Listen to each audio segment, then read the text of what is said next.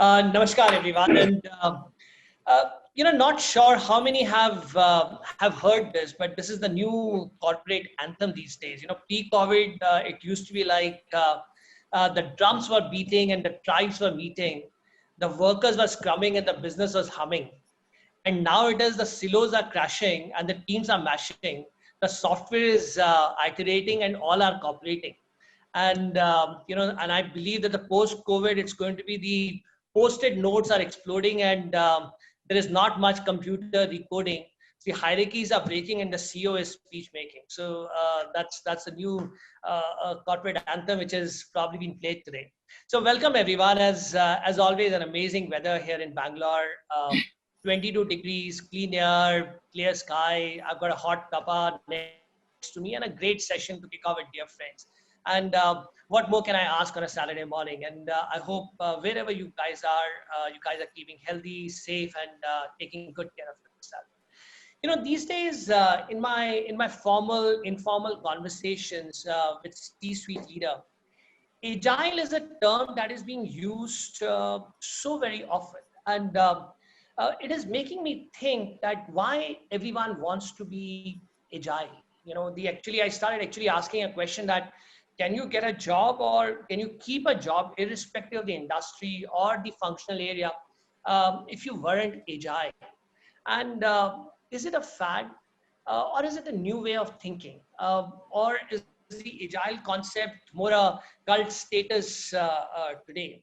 And to be honest, I did not know what it takes to be agile, but agile, innovation, disruption, these are the terms which are now being used in a single breath. And is going agile fundamentally going to change how it engages with the employees and customers, or is it the need to act speedily and become more productive? A CEO defined to me that agile is about upturning the way we get our stuff done. And now, we call it a new way of working, centering on the belief that it is easier to satisfy customer through early and continuous delivery of the services and responding quickly to the change. In fact, last evening I was talking to one of the healthcare CEOs, and he said that he's started asking his patients and his customers about how they live their lives. And what's important is that he wants to make sure that his way of working is along the journey of his customer and his clients. But what are the values of agile working? How do you implement agile in a right way? What is the theory of agile working, and how can break down the silos in the traditional organizations that have been working so far? What are the agile working technologies or techniques? How can you get to the speed and agility to get together to do things? And to answer these questions and much more, we have a distinguished leaders today and from diverse industries, and each one is involved in implementing agile working technologies. I have a privilege of knowing each one of them personally, and their agile leadership has stuck with me, and it's a great opportunity to hear them all out today. So on behalf of all our listeners, a very warm welcome to Debashish Banerjee, Head Innovation Strategy at Novartis. Deba has been at the forefront of innovation. His long tenure with Deloitte and now with Novartis has multiple case studies to his name. Madhavan Parthasarathi, Executive Vice President, TVS Eurogroup. Madhavan is a man of action, who has seen turnarounds in organizations like PepsiCo, Virgin Mobiles, Tata Teleservices, HCL, and now he's leading the way at TVS Eurogroup. Rajiv Nevar. Rajiv is a senior finance professional, formerly with Taj Group and Chalet Hotels. Rajiv has a long-standing role with both Taj and Chalet, and have seen the both sides with supply chain and CFO, and working with multiple hotels within the group companies has actually made him a very agile and leader, and also the agile implementation. Then Richard D'Souza, CEO Mahindra Integrated Business Solutions. Richard is synonymous with Mahindra Group, over 3 decades with the group, and have administered every role, including CIO, CFO, and now CEO. And he's seen the group's agility that has set examples for every large multinational today. Then we got Sundar Ram, modernization and innovation lead at Amazon Internet Services. Sundar is a man who's in the thick of things when it comes to agile implementation. It'd be great to hear him today. And then the session is going to be moderated by Annie Matthews, CIO, Mother Dairy. Annie is one of the very few women CIOs in the country and one of the most admired one too. She's been a big advocate of agility and is setting up new processes to bring a highly traditional mother dairy on the path of agility, and thus the best person to moderate today's conversation. Welcome, Annie. So Annie and gentlemen, a very, very warm welcome again. And I'll return back towards the end of this conversation to know what's happening in everyone's life. And until then, I've taken the best seat for a very insightful and engaging conversation. Annie, the screen is all yours. Thank you, Deepak. Good morning, everyone. Good morning, friends. I think over the last 6 months, we have learned what it is to be agile. Literally overnight, right? Our family, our organizations were under stress. Our support systems vanished. Our routines were completely disrupted. And we had to step up and do whatever it takes to keep the show going. I think what we did not do over so many decades, we managed to achieve in the 6 months of the lockdown and the corona impacted timelines, right? I mean, even if I look at the family, the organization, everywhere there has been a challenge and we have stepped up to do whatever it takes. I'm very proud of my organization, Mother Dairy, right? I mean, if you look at it, we stepped in, we supported the people of Delhi in a big way. We set up around 75 temporary kiosks all over Delhi to support the affected societies. Whereas over the last 10 years, we would have done only 250, right? And this involves the entire jing bang of equipment, manpower to run the shows. We set up social distancing circles, literally over a 2-day time period, right? We supplied to containment zones. We set up new distribution structures to reach the societies which were affected. So all this happened in my organization, and I look around and I see that this has become a new normal. You see factories which have started manufacturing sanitizers, face shields, like movie screen makers who are now manufacturing curtains and face shields. I believe we went from manufacturing nothing to 4.5 lakh PP equipment today. Major shifts happening. You look at the schools, your kids, teachers, they had to relearn ways of working and they have adapted in a big way. So what gets me thinking is, how do you drive this agility or this nimble way of working which you see during a crisis? How do we move from being crisis managers to a sustained agile way of working? So I'm privileged to have a great panel of industry stalwarts who have experienced these shifts throughout their careers. And I'm looking forward to hearing their learnings and their inputs on how do you take an organization on the path to agility. So welcome everyone. I think I would start off with, I don't know, who should I throw the first question at? Maybe we should ask, how do you embark? What are the triggers which drive this quest for agility? How do organizations embark on the agile path? How do you create a shared vision? What are the drivers for this? So maybe Debashish, would you like to start off? Sure. Thank you, Annie. Really, and thank you, Deepak, for inviting me here as well. Really a pleasure to speak to all of you here. And the topic is very, very close to our heart as well. I mean, Annie, you mentioned about the COVID and how we had to change ourselves to adapt to this kind of a situation. However, I will say that our journey, thankfully, our journey of the new agile way of working and all that, I will say, I mean, I have joined in 2 years, I'll say, along with Vas, our CEO, who took over about 2.5 years back. And then, the big thing was that we understood, we realized that the pharma industry is not so adept to the technologies. We are like age-old, industry and centuries-old, company. So we realized that the digital transformation and a journey towards that was imperative. And what we have started to do to make ourselves agile organization, we have adopted pretty much like a three-pronged approach.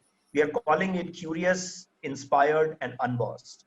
So let me explain what the strategy there is. So obviously, as the name suggests, unbossed is the agile way of operating. Instead of going by the org model of boxes and squares and all, how do you create network of people and you start to operate in an unbossed manner.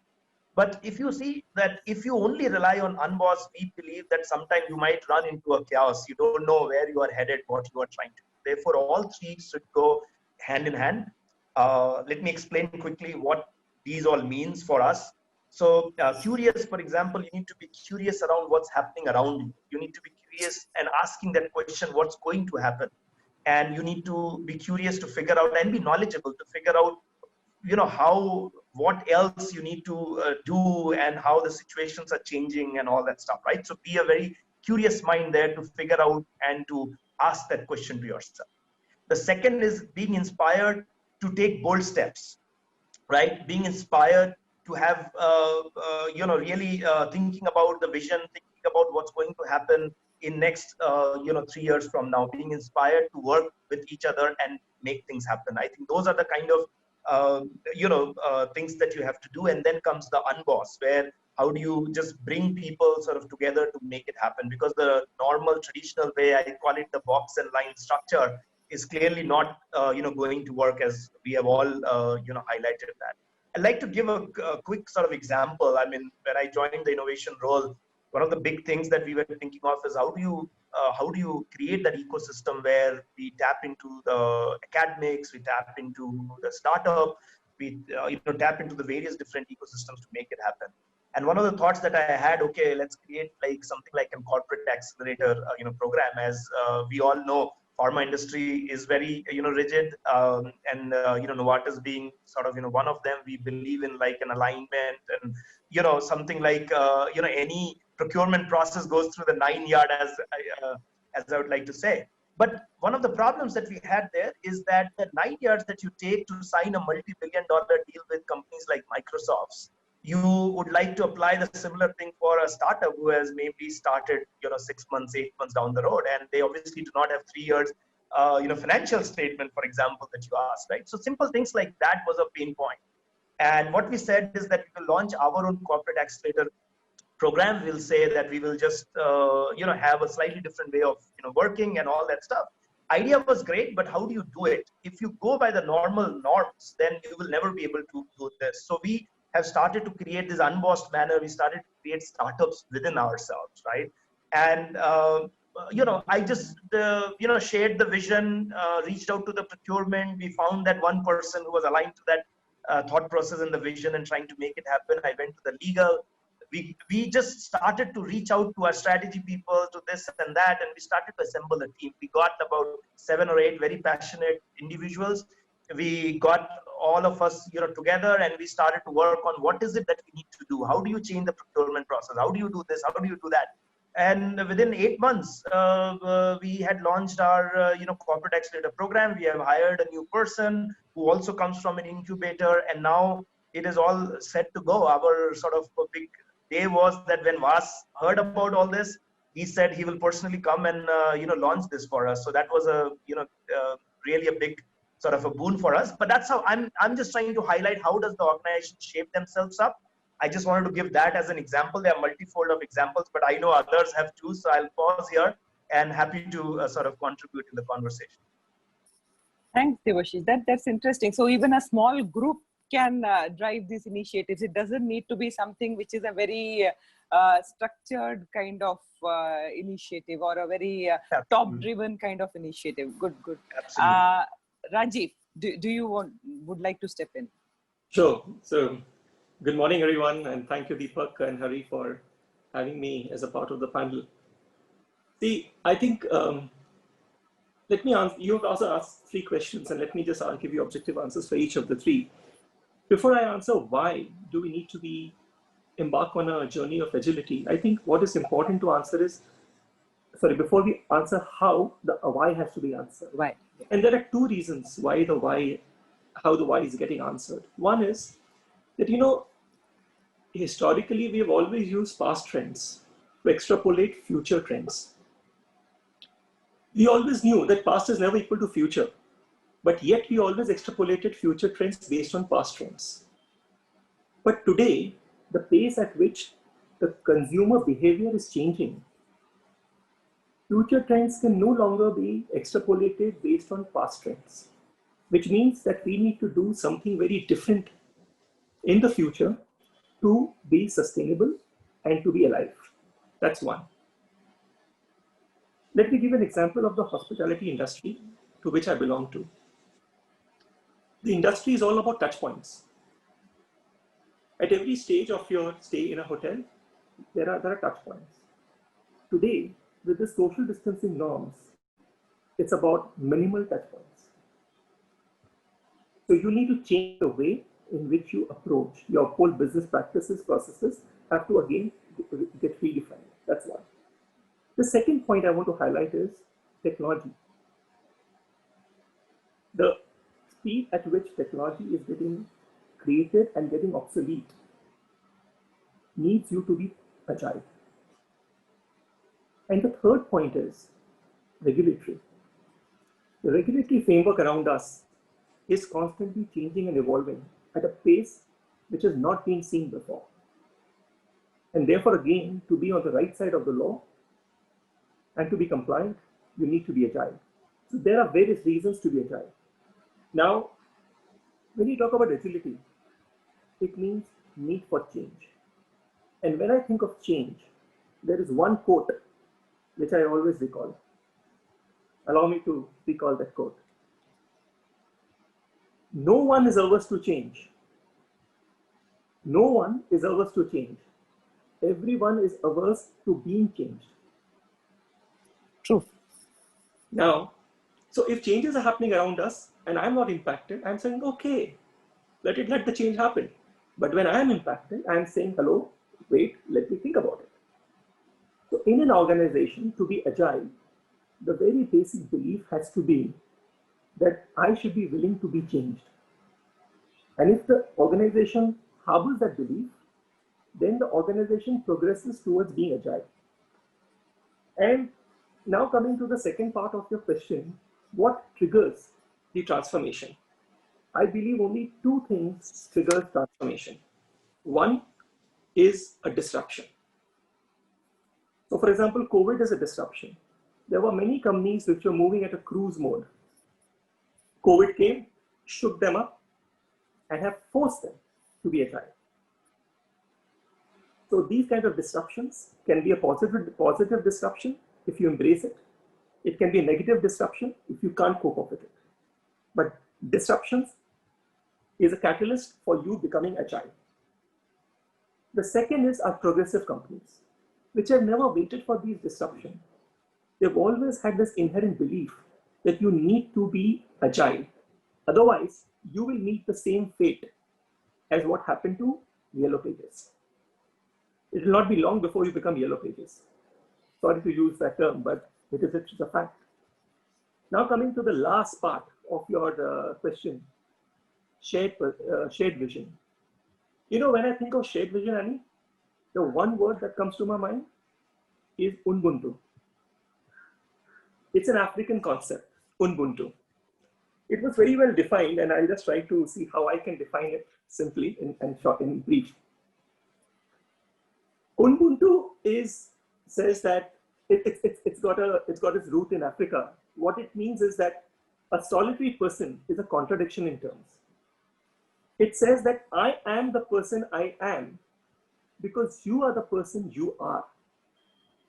Now, the better you become, the better I become. Together we are. Now, let me make this simply put, is that in an organization, if I am threatened, if one leader is threatened because of another leader in the organization, if one function is threatened because of another function in the organization, you cannot have a shared vision. So for an organization to have a shared vision, what is very important is that you need to have an alignment. The second point I will share is with a personal example is engagement. I don't believe that you can create shared vision through remote access.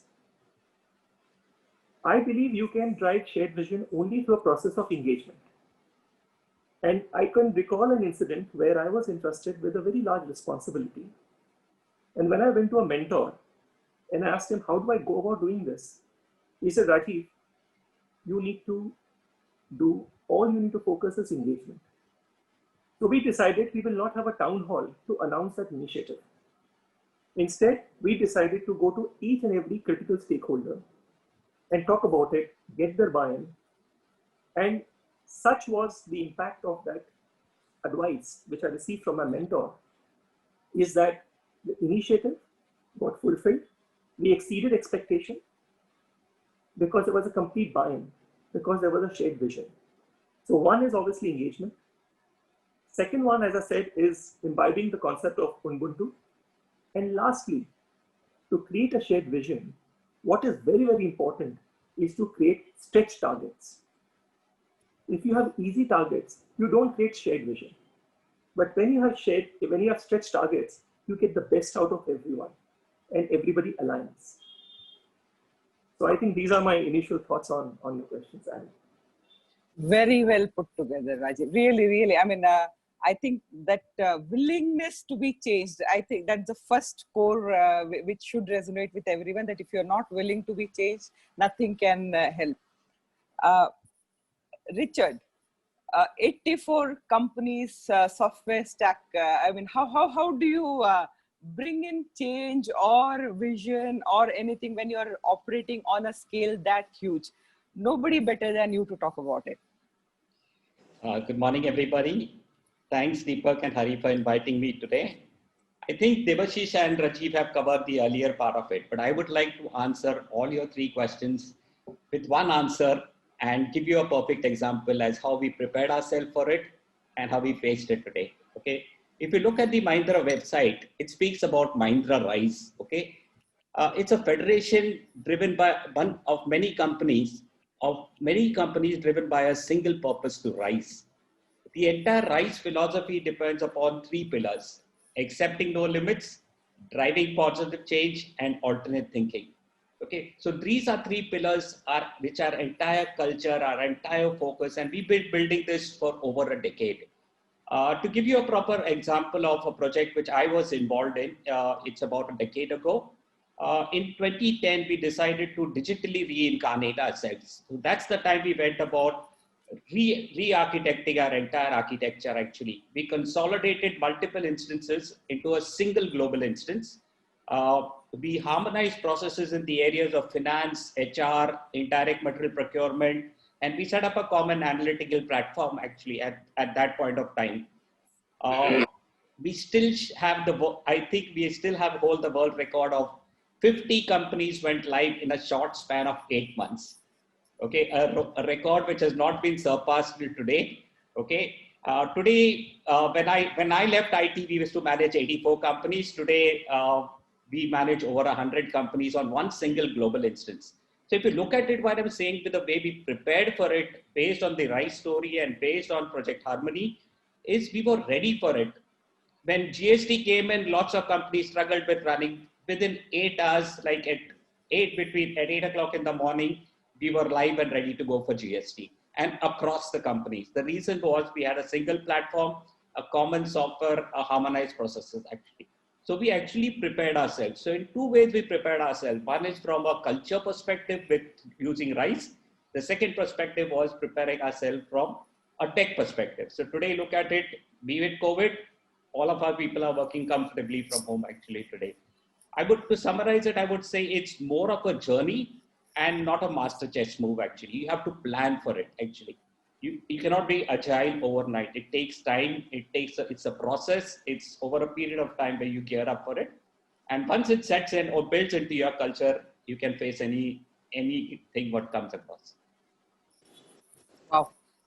Yeah, I think if I remember right, Mahindra Rice was one of the most brilliant communication exercise as well.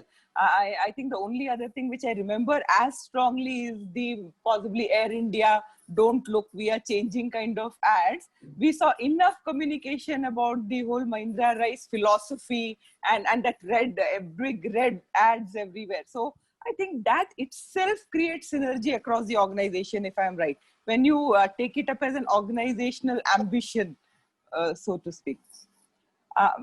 But I think that is where how much do structures matter? I think that brings us to the question of is it how do large companies or large organizations get designed to be agile? Especially when we say that, okay, at customers obsession, customer centricity should be at the core of agile. How do we design our organizations to achieve this kind of customer centricity? I think I will reach out to Madhavan, who's I've seen quite a few organizations. So I think he can sell anything under the sun, right, Madhavan? And also has had many turnaround stories to his credit. So I think we should listen to him on how has he seen work with different organizations and seen what structures enable agility. Okay, so interesting you said this. Chips to chip has been my journey from selling Frito-Lay chips to being part of HCL, or even before that in telecom. It's like story of chips to chip. Yeah, I've seen a bit there, and I've been part of transformation journeys across these organizations. Very good question. First up, thank you, CU Confluence, for inviting me to this digital roundtable. Thank you, Annie, for the question. Two very important points to note. There's nothing like, is it possible? Absolutely possible. However large the enterprises, it doesn't matter. I mean, I can't carry coal to Newcastle with Rajiv around, having worked in Tata Group, having seen how a TCS works, or Tata Steel works, or having been an Tata Business Excellence Model assessor myself. I've seen of them and heard of them and how they work. So they have changed. They've been extremely agile, Titan included too. And it is possible. Absolutely, there's no doubt about that. The key is in having having an intent from the leadership to accomplish this plan. If they aligned, then that's the first one. Second is, I read somewhere some serious research paper which said that win 11% of the organization, you won the rest of the organization. So you'll have to sell your concept to that many people only, or that percentage of people only, and then rest of it happens. The key is the 11% is not easy to crack. So we will, another day we will talk about that. But if there is an intent from the leadership, it is absolutely possible. Now, secondly, should they be doing it? They have no choice. There's absolutely no choice. Today's customer is far different from what we saw about a decade ago. Forget 20, 30 years. I mean, all of us have put in 20, 30 years or more here. What I've seen of the customer 10 years back, it's not the same. This is a chin down economy. We are all here like this. So everything's at our hands. We have a very knowledgeable customer. He knows absolutely what's happening. Is far more informed. There's no escaping that person. You have, therefore, the customer centricity is not by choice. It's a virtue ingrained in your DNA, organization's DNA. So with a customer like that, you have to be obsessed with customer centricity. How do we do it? If I'm a big organization, if I don't change, if I can't become an agile one, I will fall very quickly by the wayside. I mean, plenty of examples. Cliched as it may sound, BlackBerry was one. Nokia never understood why there should be a dual SIM. Forget, amongst other things, they didn't understand that. And that was one of the first USPs that came in. Nor did the Kodak company take notice that Nokia was the largest selling camera company in the world when they thought they were. So they're going to fall quicker by the wayside. So one is it possible? Yes. Two is the customer is not giving you a choice. You have to do it. Then what ails, or what possibly can be the impediment here? The problem with, I mean, having been part of a very large organization, one or two of those, they get, once they're big, they get siloed very quickly. And each silos work towards a KRA. They are very well-meaning silos, though. it's an oxymoron, right? Well-meaning silos. So they have their own KRAs. They go on to achieve. But when you add up all of those, as if you're the CEO, I feel sorry for you. It's not going to add up most of the times there. But the momentum is with these organizations today. So therefore, they are kind of getting by. Now, that's not going to happen. Now, how do they change? The question to ask is, do they have their antennas up? Are they listening constantly to the consumers? With the customer not being shy to express their views, are they listening in to the consumers? It's not about when we say antenna, it's not about the receivers. I mean, it's not about transmitters. We're all always talking. It's more about are we listening to the customers? Have we put in a lot of listening polls? Amazon is a great example on how they listen to the customer. So once you get your thought process in the head right, then you do it. Otherwise, you wait for a disruption like the one that we're going through to make it different. So before I finish, the other big difference that I see with a large organization, when they do what they do, they are being efficient. Are they being effective is the question. What do I mean by this? The difference is doing something right. Being efficient is doing something right. But are they doing the right thing? That's being effective. Now, all of these will fall into place when they set themselves to put an organization which is agile in place.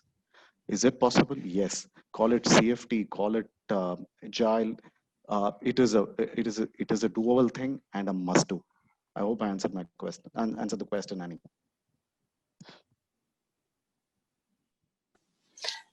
Yes, I think that makes a lot of sense, that unless you put out to be, you start out to be agile, want to be agile and put customer right at the center, you cannot sustain. I think that definitely is something we understand. Sundar, I'll come to you now. I think Amazon has been a benchmark for agility for a lot of companies. We keep looking to Amazon and trying to learn. I think that whole visual of a 2 pizza team kind of image that got created, which told us that yes, please keep your team small, please figure out a different way of doing things, which we learned from Amazon. I think there's a lot to learn from you, Sundar. All yours. Okay, thanks, Annie. Thanks, everybody. See, I think it's if I look at the way Amazon has progressed, right? I mean, when we started off, we were like this bookseller, which over a period of time has now morphed into about 20 companies in very different businesses.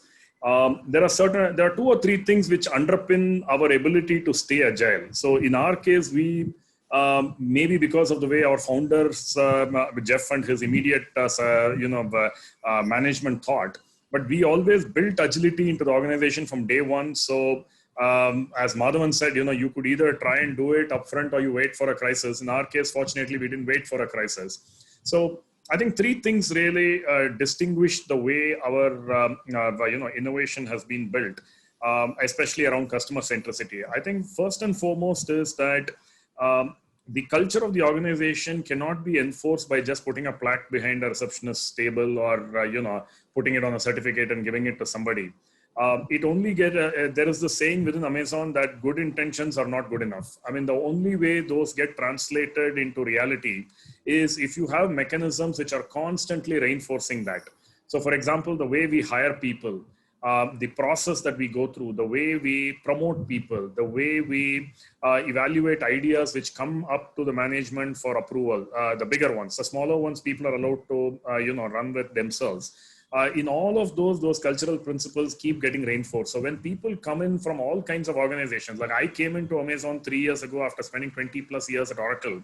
So initially it was a bit of a culture shock, but within 3-4 months, you realize what the culture of the organization is, because everybody top down is practicing that. It automatically starts becoming second nature. So I think the first and foremost is to ensure that, the people are being hired with certain cultural principles in mind, and then they are expected, and then you drive mechanisms which get them to behave in a particular way so that they don't deviate from there. Otherwise, it becomes very easy to say, what will I do to make a quick buck this quarter? rather than think about the long-term economics of how you work with a customer, the long-term relationship of how you work with a customer. I think therefore the people aspect is number one. Number two, to your point about two pizza teams and so on. So for those of you who might not know, the term two pizza team basically refers to a small team which can be fed by two large American pizzas, which means typically you're talking of 10 to 12 people. Now, just to be clear, not every function is going to operate that way. Right? It doesn't make sense, right? For example, Richard talked about the shared services that they created across 84 organizations. Within that, it become, volumes are high, and therefore the returns to scale, if you want that, you're going to have to develop small armies of people sitting in help desk, people who are handling accounts payable, invoices, etc., etc. So it doesn't suit every possible process, but where it does in terms of developing new functions, new capabilities, there we absolutely use the two pizza team concept. So the idea of a two pizza team is a particular function is given autonomously to a single team. So there is no handover from them to another team. They are right from the development of that, the conceptualization, the development, the day-to-day management, the constant cycle of improvement, the measurement, the user experience for that, everything is contained within that 10 to 12 unit organizational unit. And if you have to do that, so those of you who have heard of Conway's law, do look it up on the net. Some of you I'm sure would have heard of it. Conway's law states that IT systems will tend to mirror the organization that they serve. So so if, for example, if you bring together, let's say, people into a shared service center, then automatically the systems that support that will also move towards commonalization of processes, as Richard mentioned. On the other hand, if you look at another extreme like ours, where the Amazon.com site was actually broken up a few years ago into 350 plus microservices so that each could be managed independently of the other. That drives tremendous agility. I mean, I always like to give a car analogy here, that if you went to a car mechanic, if for replacing the tire, he has to check whether your bulb is still working, if your car engine will start, then the whole purpose of modularizing the car is lost. So the whole reason why people modularize the car is so that you can work on those independently. So in your car repair center, you'll see one guy is aligning your wheels, another guy is checking your lights, a third guy is cleaning your engine, a fourth guy is polishing the underbelly of the vehicle, all in parallel, because these are modularized and there is no handover required. So we've tried to build the organization that way, and IT systems reflect that. That's number two. Number three, we have extended then into all parts of the organization. It's not just in IT. So for example, if you see the warehouse management that we do, I mean, there are famous videos of how Amazon does warehouse management with all those cute little robots running around and so on. What people don't realize is that to manage those, right? I mean, to give you an idea, some of the larger warehouses, they're the size of 2 large American football fields. And the amount of conveyor belts running in there for an average one is about 20 miles worth of conveyor belt. Now, if you had to imagine, you would have to have an army of people managing that. And it would be impossible if there was too much of dependencies between them. So even there, even in a physical element like a warehouse with its conveyor belts, with the robots, with the way you stack items, the barcoding that's required, etc., even there we use this model of a 2 pizza team. So for example, the team that is in charge of ensuring that the robots are charged, that is separate. The team that's in charge of, for example, let's say ensuring that the lighting and the cooling in there are perfect, right? That's a separate team. The team that's in charge of the conveyor belt is separate. Each of them is independent of the other, and they're able to operate that way because the interfaces are very cleanly defined. And to Richard's point, these things don't happen overnight. I mean, we built this over a period of a decade. A lot of people think that these things can be done very quickly. I mean, Lionel Messi, the footballer, was once asked, how did you become, I mean, that you're a 19-year-old sensation. He said it was 19 years of hard work, which made me a sensation. So I think a lot of people miss that. So for us, it is therefore a combination of the people, the IT systems, and the organizational architecture, if you will, which goes hand in hand with IT architecture. So, and the hard work that goes into it over many years to bring in that excellence of execution, because you can have all the innovation you want, but if you don't have an engine that can rapidly translate that into implementation and then scale it if it works, or learn from it and scrap it and move on if it doesn't work, those are, the excellence of execution for us goes very much hand in hand with the innovation angle. Does it answer the question for you, Ani? Yes, Sundar, absolutely. Though I would still ask you, in a large organization like Amazon, how do you not lose sight of the customer? How do you still keep customer at the center of it? Yeah, sorry. I should have answered that part. Yeah. So there are 2-3 things, right? See, first thing is, as part of the mechanisms that we have built, see, we have these leadership principles, like I said, out of which the number one is customer obsession. Now, it's very nice to say that, but then how do you implement it in practice? So we have mechanisms. For example, one of the principal mechanisms we have is customer service managers in every function. Earlier, they used to keep an empty chair in the room to represent the customer in a different colored chair. That used to be the old way of doing things. Now, every team has got customer success managers who represent the customer and they challenge us. So, for example, if I'm coming out with a new idea, the customer success manager is going to challenge me in terms of what's it going to look like in real life, right? So that is one. The second thing that we do is we have, every time we launch a product or anything, one of the first things that we have to do is we have to say, what are we going to measure? How are we going to measure it? And how does that relate to the customer? So any new product, any new idea, any new channel, it doesn't matter. There is a frequently asked questions that we are expected to fill even before the idea gets approved. And in that, we've got to explain what is the mechanism by which we are going to get information from the customer. In fact, every time when we come up with a new idea, we are asked to answer 5 questions. Who is the customer? What is the problem or opportunity that you're trying to tap into? 3, what is the biggest benefit biggest benefits that the customer is going to get if you solve this problem? Number 4 is the most interesting one, which is, how do you know that is actually the customer's problem or the customer's opportunity? What research have you done to listen to the customer to get that information? And number 5, if you implemented this, what would the customer experience look like? Actually show it in the form of visual. So we actually draw during our working backwards workshops and so on. We're expected to draw and show what the customer experience might look like, maybe in the form of a flow chart, or if it's a mobile application, a wireframe diagram of that, etc. And those are the mechanisms which ensure that you don't lose sight of the customer. So when we launch a product, therefore, the measurement kicks in immediately to get the feedback from the customer. And then every few days, there is a constant meeting. I mean, there is a series of meetings to check what's the feedback, what do we need to improve, what can be changed. For example, we launched AMD chips in India.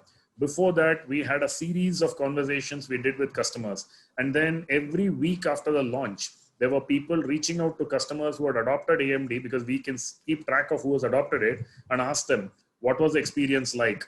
Did it fail in certain circumstances? Or was the performance good enough? So that way, we were able to rapidly scale up the launch of such a solution and make it acceptable to customers. Brilliant. Richard, how does Mahindra keep the voice of the customer at the center? Okay. I'll take this question and I'll answer it from the context of the company which I share with. Okay. Currently, I head a KPO, BPO, and we have about 3,900 people. Okay, for us, keeping our customer happy is the most important thing.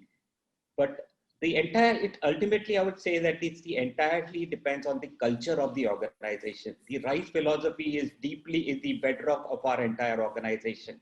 Okay, so our entire team adapted within less than 4 days. We were completely working from home and we supported all our clients, all our customers all over the place. Initially, in the first few months, yes, we did lose a little bit of business. The reason because customers scaled down their operation.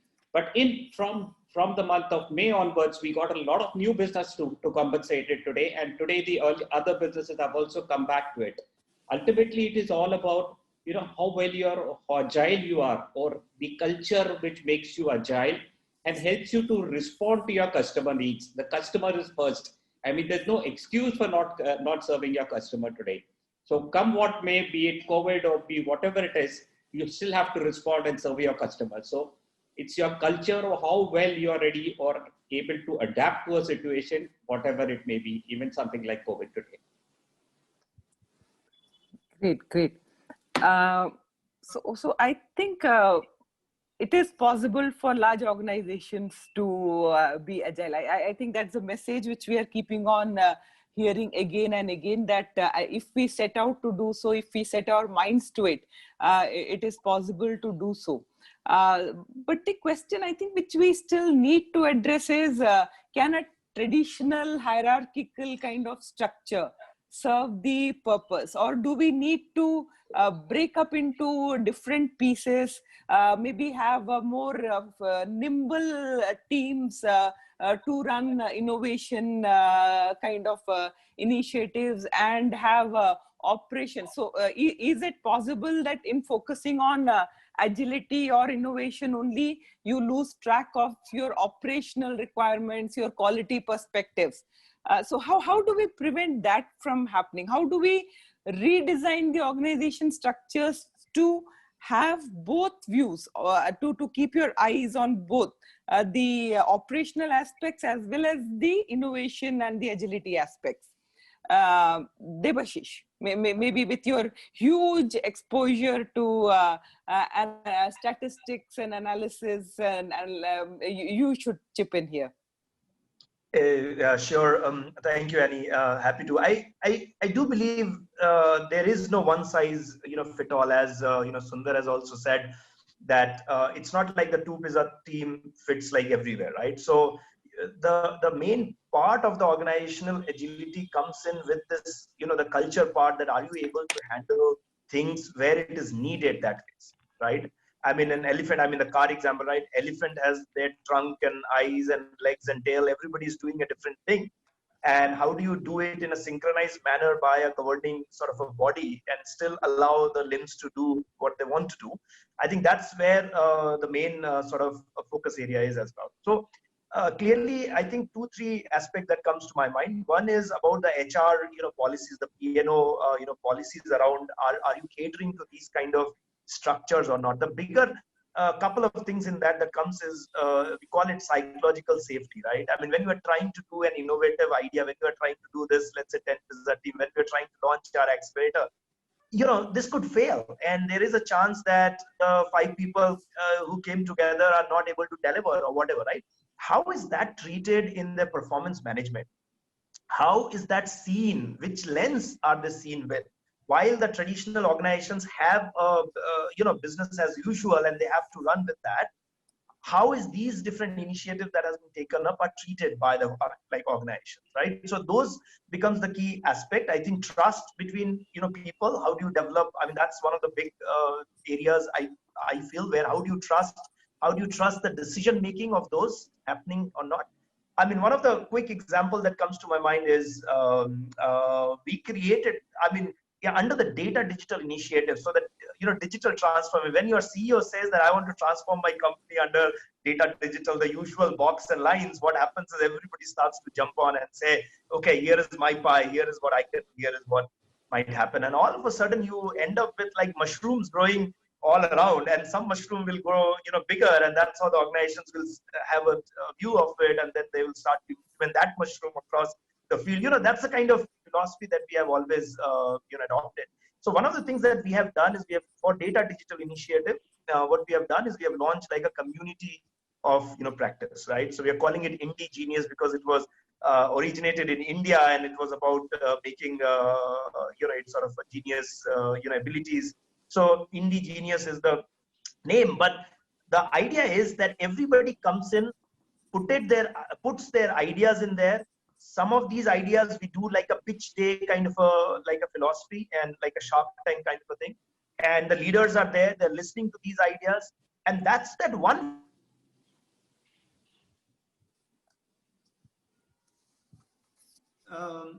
Sorry, I hope you are still able to. Okay. So there were these ideas come in one place. Everybody knows what's happening, and they know where to get aligned with. So let's say somebody pitches an idea, and I'm so passionate about it, and so I just go and align and join with them.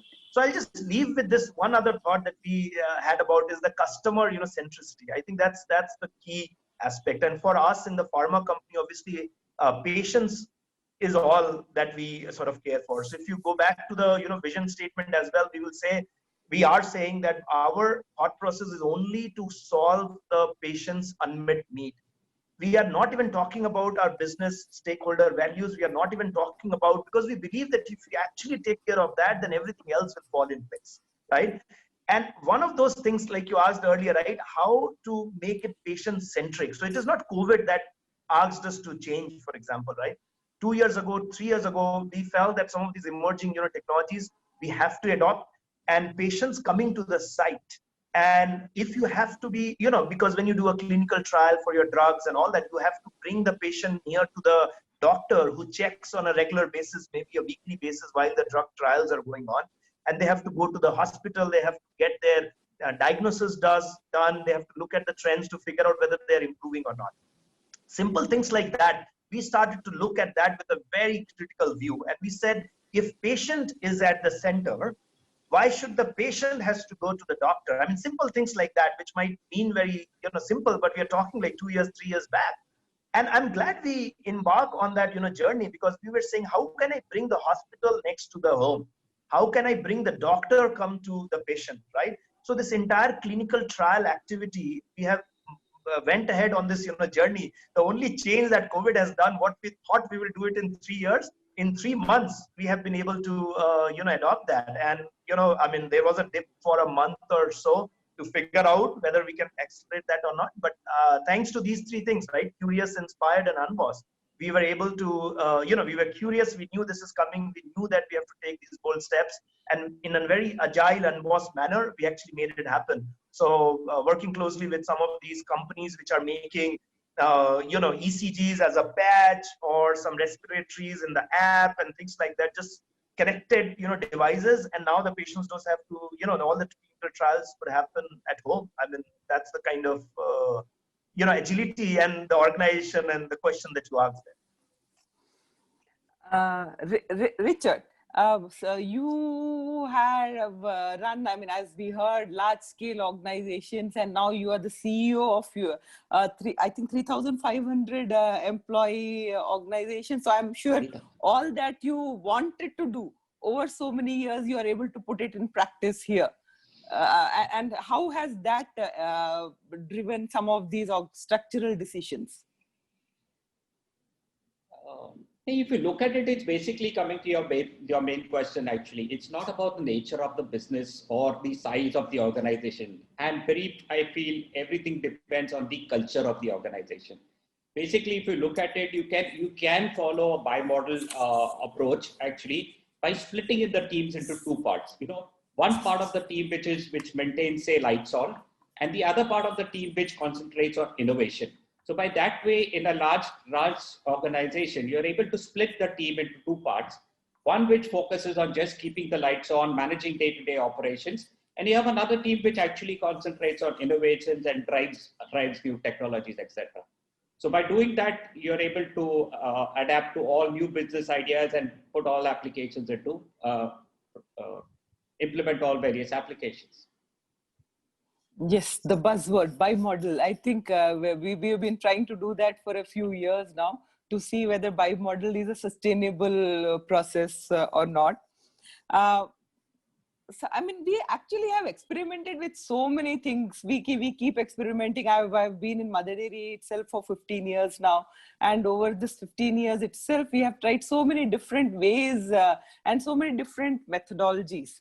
To try and get ahead of the curve, to do things, I think, to be where Steve Jobs kind of reached, of knowing what the customer does not even know that he wants, kind of thing, which is what I think all of us aspire to. But the problem is, I mean, if you look at it, we have experimented, we have heard about design thinking, lean manufacturing, blue ocean strategies. How do we know that agile is just not another buzzword?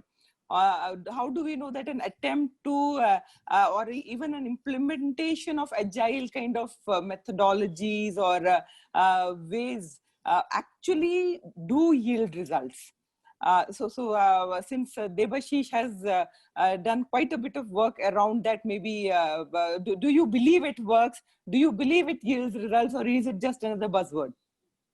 I will keep it very short. I believe this is the way to go. And I also believe this is not something new, by the way. So hear me out on this. I think this has been a survival technique for cavemen as well. I mean, you think about it, a deer, when it's chased by a lion, the agility is the only thing that saves the deer. Just quickly being able to turn around while the lion, with all the inertia and force that continues to move on the straight path, and there you go, right? So agility has been there, and I believe it will continue to remain. I think the words might change, the way we are thinking about it might change a little bit about the corporates and all that, but I don't think the fundamental, this is like a survival instinct. I think the panel members have spoken about a few companies. I'll not name them, but a lot of these companies we have seen, if you are not thinking about the futuristic aspects, if you are not inspired to do something more new by yourself and innovative by yourself, and if you're not working in an unbossed manner, you'll never be able to achieve that, right? So I believe it is here to stay. The buzzword might be a bit new and a bit more trending right now in this hashtag world because of the COVID pandemic, and therefore everybody's thinking on these lines. But all the examples that we heard from the organizations, I think everybody was doing this in some way, form or other. So I do believe that is here to stay with this kind of an example. So Sundar, let me reach out to you. In fact, I was very fascinated by the fact that you said that earlier also, anyone who comes up with ideas, the kind of robustness to the ideas that needs to be in. Yeah. So who can come up with ideas? Can anyone come up with ideas? Is there a structure to the ideation process? And have you experimented with these methodologies, and do you think these actually work? Which of these works? Yeah. Actually, it's interesting you should ask this, because in Amazon, we have this view that everybody is a leader, right? So there's leadership principles apply to everybody. Now, of course, in real life, what happens is some people, they're just into their jobs every day, day in and day out. It gives them lesser time to step back and think about what they can do to innovate. Whereas in certain roles, you have a little bit of a luxury in terms of time to be able to step back and think. So yes, that is there. But I think in Amazon, we have always believed this, that the leadership principles apply to one and all, number one. And the way it works is, today, if anybody comes up with an idea, we follow what is called as the working backwards philosophy. Now, this is something that Jeff Bezos has, driven in the organization from day one, to the point where now it's second nature to everybody. So the working backwards workshop, basically it forces people who are coming up with ideas to put some structure to their thinking. And it also saves us a truckload of time later in the cycle if we don't do our homework in advance. Now, some of the people might say that, oh, but then aren't you stifling ideas by forcing people to think too much up front? Isn't that taking up too much of time, etc.? Yes, that is one school of thought. But our view is that that process was never designed to be easy. It was always designed to force you to ask the tough questions and answer the tough questions before you make an investment of time or money or whatever else. So the working backwards workshop for us actually has three elements to it. One is, if you're coming up with a new idea, it could be an external facing idea, or it could be an internal facing idea, it doesn't matter. You are expected to write a press release to say that if this idea goes live, in an internal newsletter or in an external publication, if you're going to publish this, what would you write in it? Write it today itself, when you come up with the idea itself. That forces you to put the customer at the center of it and work backwards, because in the press release, your internal or external customer got to talk about what was the problem they were facing, how did you help them solve it, what were the benefits that they got out of it, and what next. So when you force yourself to ask those questions and document it in the form of a PR, that is one element which puts a stick in the ground and forces you to work backwards. The second element is the FAQ, the frequently asked questions. The frequently asked questions says that if you were to launch this, what are the likely questions that will come, either from an internal audience or from an external audience. So from an external audience, it could be about how does it get used? How secure is this? What happens if I have different types of devices, blah, blah, blah. From an internal perspective, it would be things like, how do you know this is the actual benefit the customer is looking for? How do you know this is the actual problem that the customer has? What research did you do? How much of time do you think it will take for you to run this experiment? What is the sample on which you will run the experiment, right? Those are the kind of questions that will get answered there. And the third is a set of visuals, as I mentioned earlier, which gives some depiction of what the process or that application or that channel or whatever it is that you're launching would look like. So we actually package this up and offer it to customers as a working backwards workshop. So we've done that now for a number of customers in India, where basically we have taken our internal practice and we say, okay, Mr. Customer, if you got an idea that you would like to take through to fruition and you would like to use the Amazon methodology for that, we're happy to help you do that. And we've seen remarkable success there because the collective intelligence of people, if you can channelize it through this 3-step process, it brings a very strong outcome in terms of something where a decent amount of due diligence has been done before you actually put it into practice. After that, depending on the nature of the idea, whether it's an application related idea, in which case a prototyping team takes over, or if it's related to warehousing or actual physical logistics where a physical team has to take over and run with that idea, that they will take over and run with it. So this doesn't apply only to IT. It applies in equal measure to any part of the business, right? And this is something that we have seen has helped us to standardize on the methodology across the organization so that everybody has a shared vocabulary and also a shared set of expectations of what they have to put together in order for an idea to be seriously considered. That's number one. And number two, it also democratizes the whole process. To your point, can anybody do it? Yes, anybody can say that, okay, let me get one of the WBW, the Working Backwards Workshop practitioners in my team or in a nearby team, and ask them to come in and run this for us for one of our ideas, and let's document it. So anybody can do it. I've seen ideas come from all over the place in our organization in my 3.5 years here.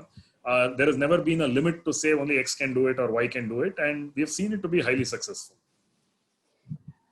Rajiv, coming to you with your vast experience of mergers, demergers, strong hospitality background. What do you think? I mean, I'm sure you must have tried out quite a few stuff. And what are your views on Agile as an option? Okay, let me take you to Hawaii firstly. Wow, okay. Love to go there, especially now. Huh? Now, especially now. Yeah. Yourself to be on a surfboard. Okay, you see the waves coming. What you want to do is you want to get into a position to ride the wave. Either you ride the wave or you get knocked off. Correct? Okay, let's start with this presumption. Now let me give you another example before I come to more real life examples. Now imagine you are on a surfboard in Hawaii, by the way. A wave comes towards you, you position yourself and you ride the wave. After a breather, another wave comes towards you, you ride the wave and you are again in position. And yet again, after a breather, another wave comes and you ride the wave and you are in position. This is fast. Now, imagine that there are no breathers between the waves. The waves of change are coming towards you rapidly, one after the other, after the other, after the other. You need to constantly reposition yourself quickly with agility. If you don't, you will be in Hawaii, but you will be in the sea. Okay? So agility was always there. The pace of agility was slow, was not required to be as fast as it is today, because you are always getting some kind of a breather between the two waves. But today, the waves are coming towards you rapidly. And therefore, you need to be more agile. Now, whether you call this a buzzword or whether it's a way of living, it is debatable. Now, let me give you, since as a CIO, I'm not going to take a risk, but let me give an example. Technology has always been considered to be a disruptor. But I called it always a passive disruptor.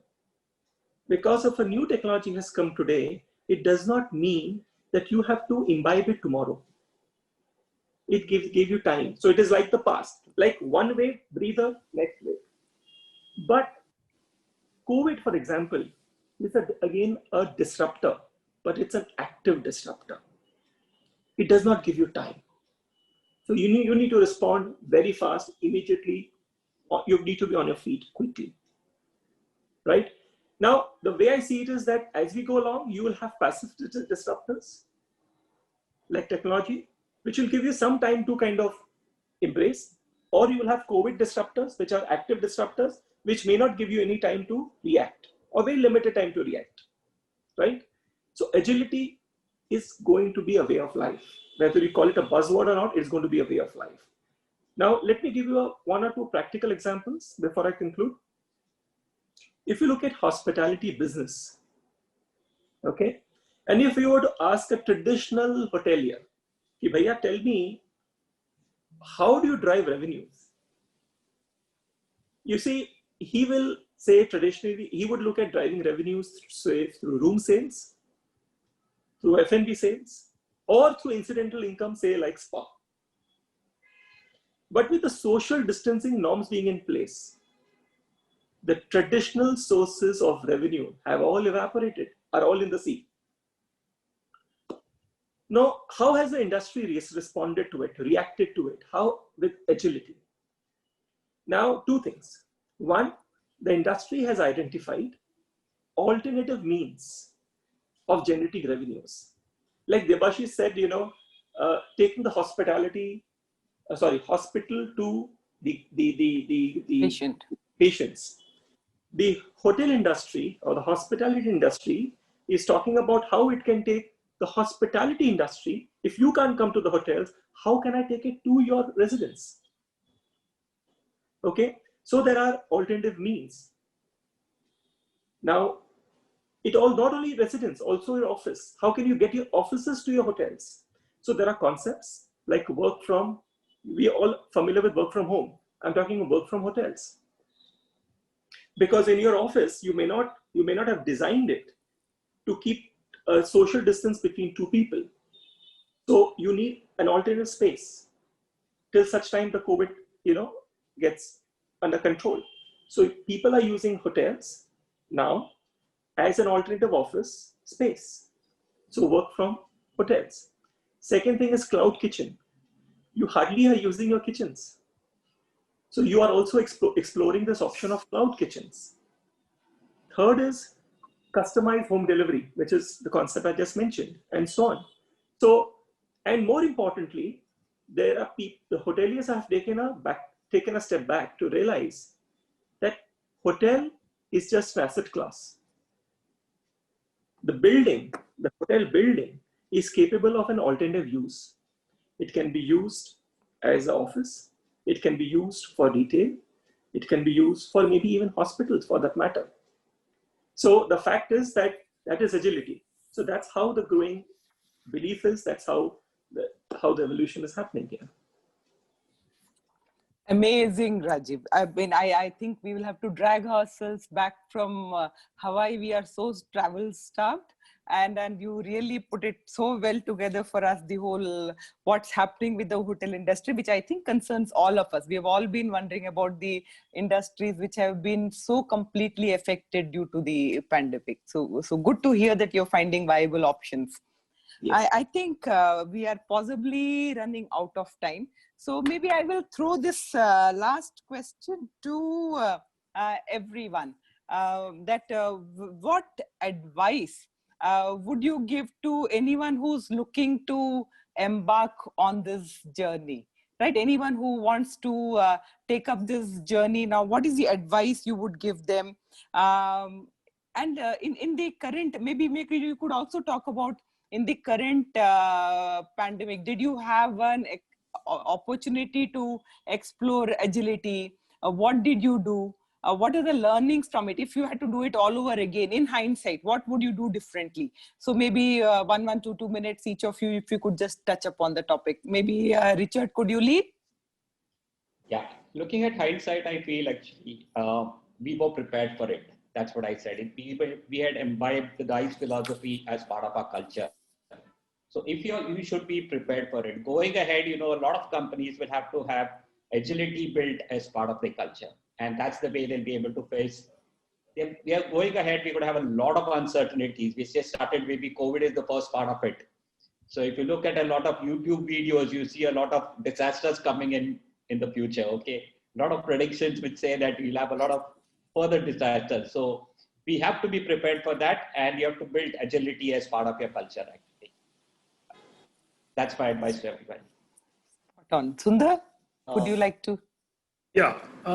See, for anybody embarking on this, always think of this, right? I mean, I would suggest two things. One, see how much you can democratize the process and try and ensure that everybody can participate in their own ways.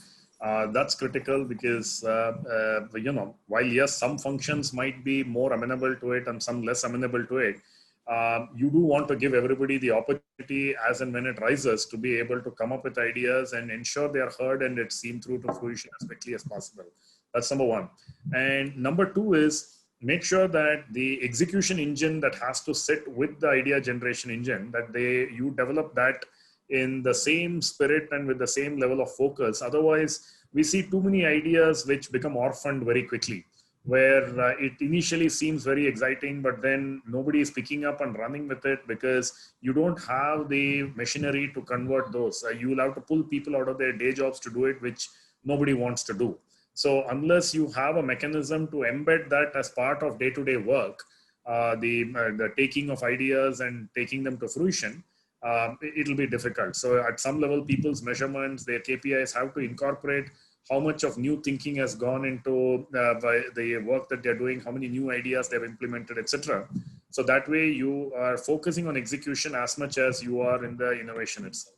Those would be the two pieces of advice.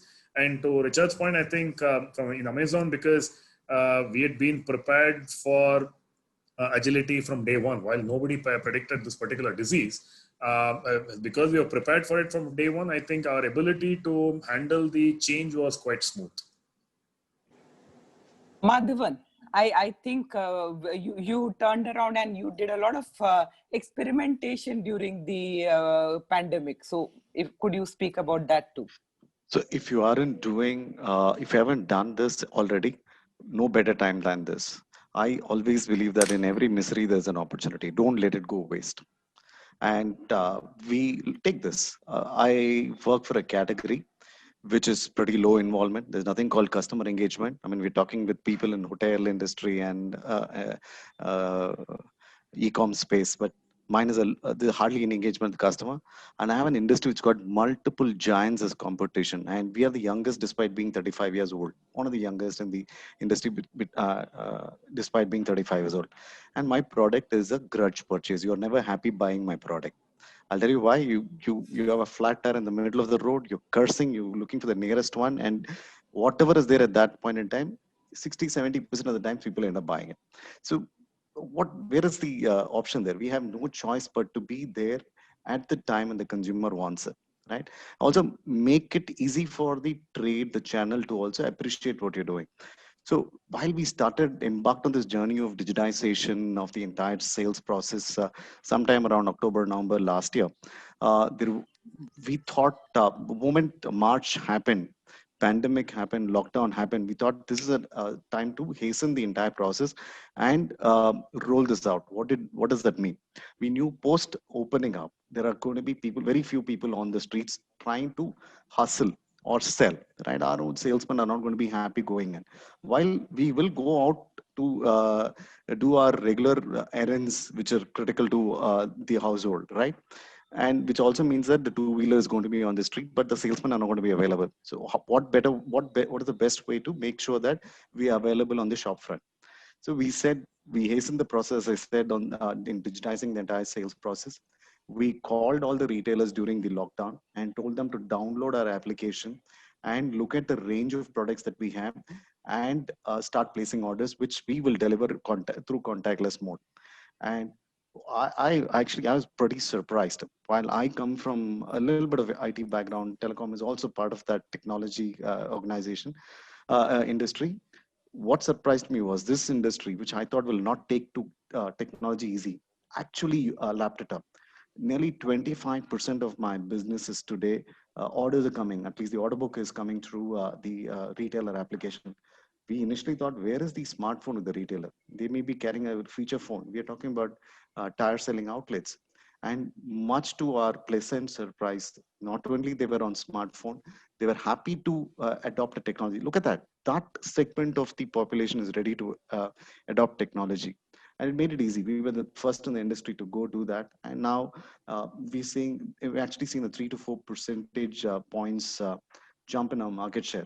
And also the other thing, when our man went and sold, he would sell 7 or 8 line items. When the retailer placed order, he placed 12 or 13 different line items. Now, these are all things which we didn't expect, but as said, pleasant surprise. No better time than this. If you haven't done it, do it now. There's always an opportunity here. Annie. Great insights, Madhavan. Rajiv, any closing thoughts? Okay. You know, one concept that comes to my mind when I think of agility, I'm going to borrow this concept from Balanced Scorecard. And it is called ADLLI. It's an acronym. Okay. Now, A stands for approach. And it's not a jargon. It's very simple. A is approach. And this is something which happens, trust me, everything that we do in our lives will follow the cycle. And if you follow the cycle, you will always be agile. Now, what is the cycle? A is an approach. D as in deployment. I'll come to LNI in a bit. Now, supposing your approach is 80%, but if your deployment is 60%, your outcome is only 48%. If your approach is 100%, your deployment is 20%, your output is only 20%. Now, whenever you deploy, there will be a learning that something went right and something did not go right. That is the L, ADL, ADLI. So that is the L. Now that learning is very important. That learning can either come either from the way in which you deployed or in the way in which somebody else would have deployed. And then how do you integrate that learning back into your approach? Is I, ADLI, approach, deployment, learning, and integration. Now, if our organization continuously follows this ADLI approach, it will continue to re-evolve itself, its processes, its practices, and will always be agile. If you keep doing the same approach, you'll keep getting the same deployment, you'll keep getting the same results. That is one. And if I may just share one example, just like I'm a great believer in Balanced Scorecard, I'm also kind of look at TED Talks. And I'm just going to share one TED Talk, which I would encourage all of you to kind of go through this. It is a TED Talk by a person called Jason Fried. And it is called Why Work Doesn't Happen at Workplace. Very interesting. Why work doesn't happen at workplace. It's about a 16 to 18 minute video. Answers a lot of questions. Very provoking. Answers a lot of questions. Was launched sometime in 2011 or thereabouts. 9 years. Very relevant to the subject today. So if you have the time, look at it. Done. Absolutely. Something interesting to look forward to. Debashish. Hey, thank you. I think all the eminent, co-members have already spoken about the organizational side of it. I'll take a slightly different lens on what we should be doing as you embark on a journey. I believe, at the end of the day, all organizations are making, decisions. And as I think, Rajiv said about the surfing, example, you have to make much quicker decisions nowadays. So going back to what, Richard said, you have to be, planning for it and not like, be ready. So I will take this lens, which I actually wrote a LinkedIn article as well on this. My view is that you have to equip your leaders to be able to make those decisions in a much more prompter manner. And what can make that happen? I believe in 2 A's. The first A is, I call it aptitude. Obviously, because you're making a decision in a very quick manner, you need to be the most experienced person, most eligible person to make that decision. If let's say it's a drug related decision, let the scientist make the decision and not really, let's say, a management guru or something like that, right? So you have to be the most equipped person to be able to make the decision, or you let the most equipped person make a decision. That's the aptitude piece. And the second A, and I borrow this from Kung Fu Panda. I'm watching a lot more animation, movies nowadays with my, 10-year-old. So Kung Fu Panda, I take this inspiration from that, and it's the dragon warrior, and I'll say the attitude. You might be the most equipped person, and therefore you might have a tendency to, be a little bit more arrogant or thinking about that this is the right way to approach it. But then you will never be able to make a dragon warrior. You will never be able to read that blank scroll that we spoke about in the Kung Fu Panda. So the second piece is, how do you have the nimbleness?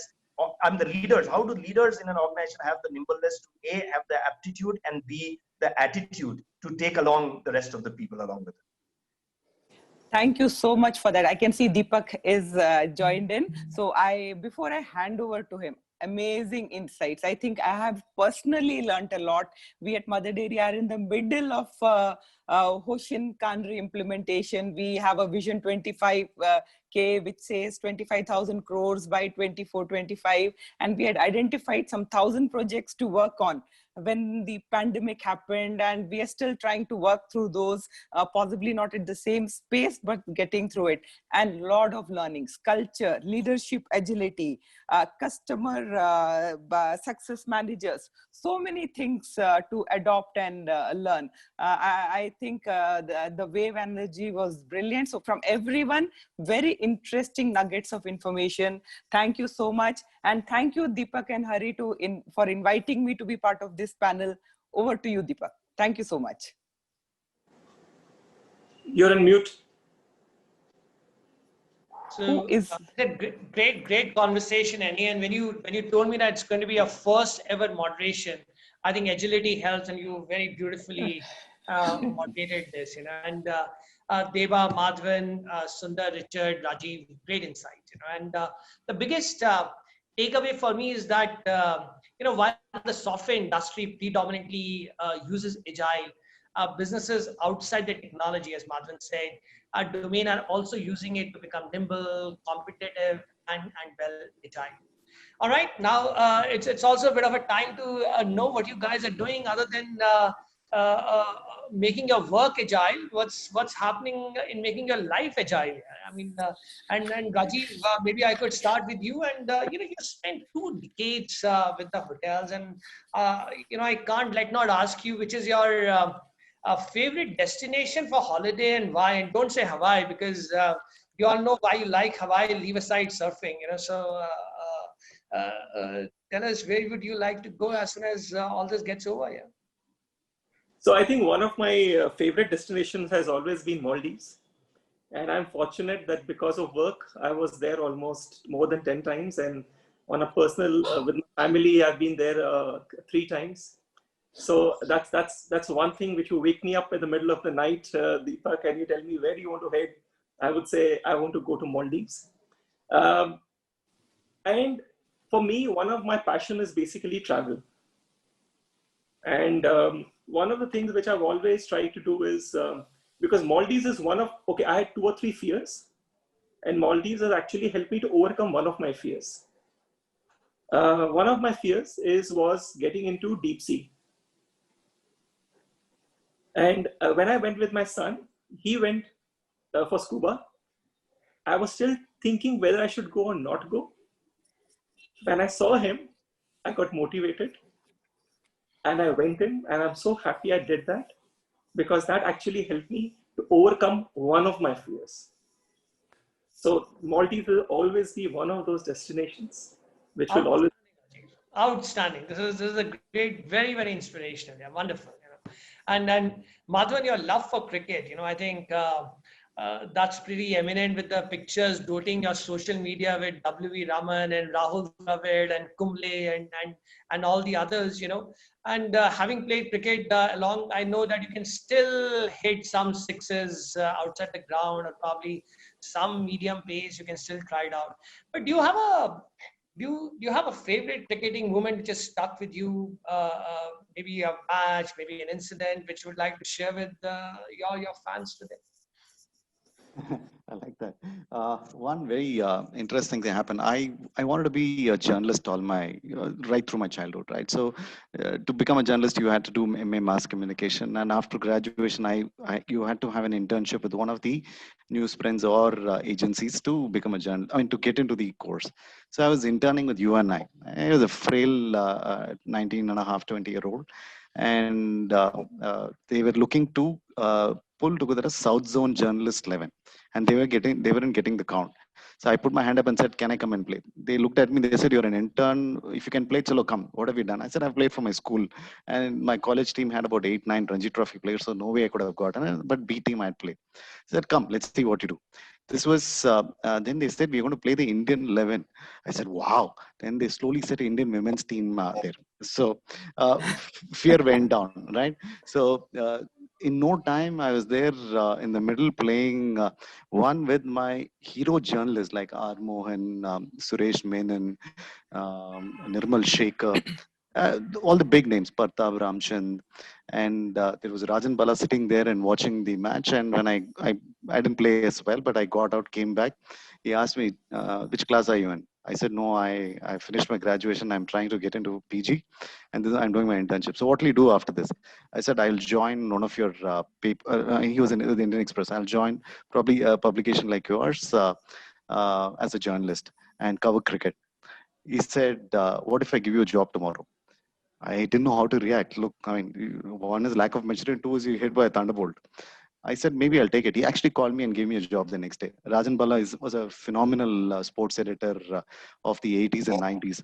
I got the job. Unfortunately, as they say, what you aspire for is, I mean, you dream of is not exactly what it is when you just start doing the job. I wasn't enjoying it as much, so I moved to operations and then finally to sales and marketing. That's my favorite brush with cricket or cricketing life. So, there you go. That's wonderful. Never heard the story before, Madhavan. So good to hear this. Yeah, this is excellent. And Deva, you are a man who loves to try his hands on something new all the time. And that's not how you got this innovation being added right next to your name.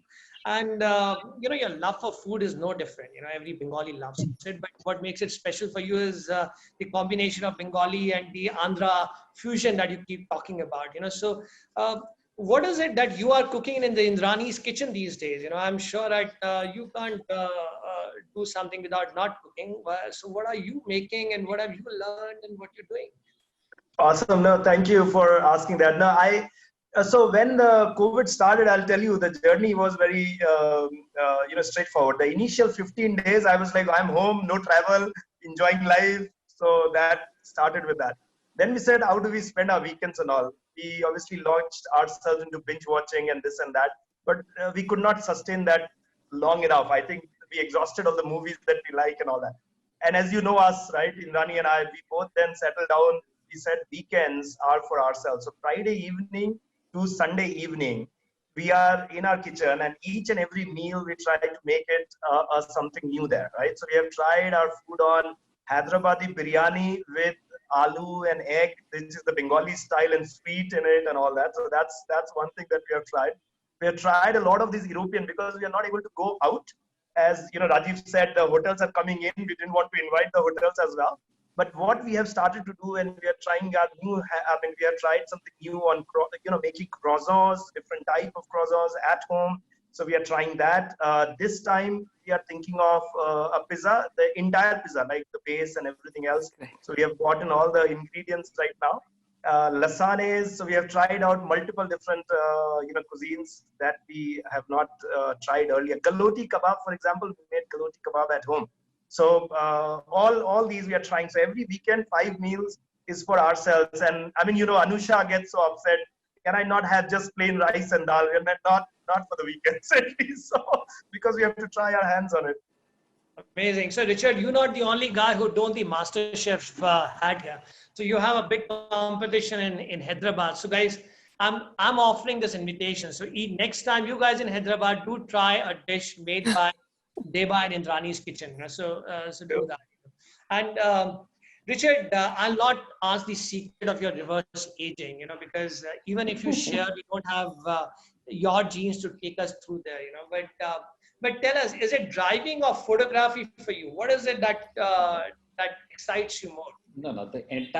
My entire life revolves around gadgets and cars. Okay. All what I ever want in life is gadgets and cars. If you've looked at my Facebook post, I'm waiting for the iPhone 12 and I'm waiting for the Thar next month. So once I get the Thar, all I want to do next month is drive down to Tungi. Again, that's a Mahindra resort. Okay. And to be frank, again, our Mahindra resorts, Rajiv, have got about 80% occupancy now. Okay, people have started getting back to the Mahindra resorts because they feel safe there. So that's what I want to try to do. The moment I get my Thar, hopefully I should get it within the first 15, 20 days. I want to drive down to Tungi actually. What is the longest journey that you have done on road, Richard? No, I've done lots of long journeys on road. I always drive down to Goa. I love Goa actually. And I have a family house which I've maintained very well in Goa. You would have seen some pictures on Facebook. I like to drive down to Goa always. I never go by air. I always drive down to Goa. And Sundar, for you, is it basketball or quizzing? Are the two things still keep you alive and moving? I don't know where you got that from. I don't know. Actually, it's not in my LinkedIn profile that I knew of. I'm a big fan of basketball. I can't play it anymore. I'm 50 now, but I'm following the NBA as we speak. But yesterday one of my favorite teams went up 3-1, which is the Lakers with LeBron James against the Denver Nuggets. So yeah, that's a sport that I watch a lot. And during COVID, I found my liking for cooking again. I used to cook as a bachelor. Now today I'm going to be making bindi do pyaza. So yeah, I found my interest for cooking again. Plus, I had a target of losing 7 kgs. I've lost 6 now. People are wondering, this guy is so slim, why does he need to lose weight? Unfortunately, the weight has a way of settling in the middle rather than getting distributed across the body. So yeah, losing those kgs was important. So I'm back to my 36-inch waist now. I have another kg to go. So yeah, it's a time for reinvention for me. Yeah, you'll keep eating bhindis. That will happen much faster, Sundar. So I'm Yep. not sure of this. So, is there something which you always wanted to do, and these 6 months gave you the time to do that? Being at home or working from home, I would say that. Was it something that was your unexplored passion, which you were able to do it now? Actually, we effectively didn't have a work from home because of being in essential commodities. So we had to be in office almost the entire time, maybe first 1 or 2 weeks apart. But what it gave me was an opportunity to spend time with the family, at least on weekends, because son was not going out like he would go out every weekend and all. So we spent weekends at home, which means I could experiment a bit of cooking. Interesting, Debashish, about croissant, because I learned to make bagels. It's something which fascinates me. So I did bagel making. I learned to make carrot cakes and so did a lot of experimentation. Momos were one thing. Lasagna I normally used to make, but momos was something which was a different genre altogether. Watched a lot of movies and a lot of biographical movies like Madam C.J. Walker, Ray Charles. There's so much of stuff, Michael Jordan, so many things which you don't know of how people changed and got us to where we are, each and every step. So that was amazing to learn from all those. So binge watching and a bit of cooking. That's what it was. And I started learning Spanish too, thanks to some of the Spanish serials that I ended up watching. Well, nobody mentioned about IPL, so I'm going to ask this last question to everybody. Which team are you putting your monies behind? Maybe you could start here. Not me. Zero cricket. Don't watch cricket. Sundar, anything? My loyalties are always torn between Delhi and Chennai, because I'm from Chennai, but I live in Delhi. But this time CSK is not looking good, so I'll go with Delhi. Deva? I think Annie and I have so much in common. I'll just continue the commonality here. No cricket for me as well. I'm not watching. You're stuck between the Calcutta and Hyderabad, and choose one. No, I'm not going to put my name to any one of them. Not in public for sure. Richard. Hardcore Mumbaikar. Mumbai Indians. I'm torn between three teams: Calcutta, where I was born, Bombay, where I stay, and Jaipur, where my origin is. But the cup is only one, man. It has to be Mumbai. And Mr. Partha Number 7. Yeah. So here, for me, it's also number 7, irrespective. So it's what Hitler says: my family, my friends, my country, right and wrong. So he belongs there. Yeah. So friends, outstanding conversation. I think a great Saturday morning, great learning. Thank you very much for taking out time and doing this. And thanks to all the participants. And we look forward to seeing everybody on next Saturday again on a very interesting conversation with a new set of leaders. Until then, take good care of yourself, eat healthy, stay safe. Goodbye. Thank you. So much. Bye. Thank you. Thank you. Bye. Bye. Thank you, Annie. Bye.